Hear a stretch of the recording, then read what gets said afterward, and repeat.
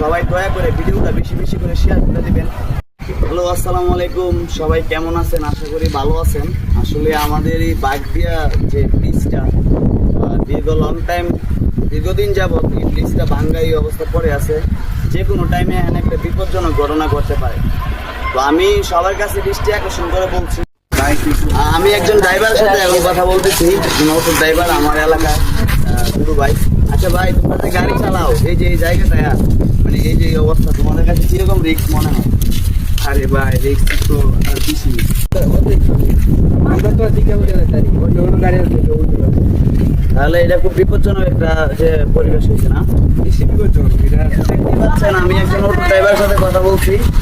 ওনারা খুব রিক্সে কিন্তু গাড়ি চালাচ্ছেন।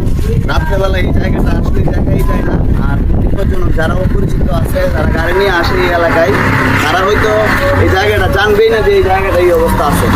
তো সবাই কিন্তু যারা এখন বর্তমান ক্ষমতায় আছেন, দয়া করে এই জায়গাটা আমাদের বাগদিয়া ব্রিজটারে একটু মেরামত করার চেষ্টা করেন।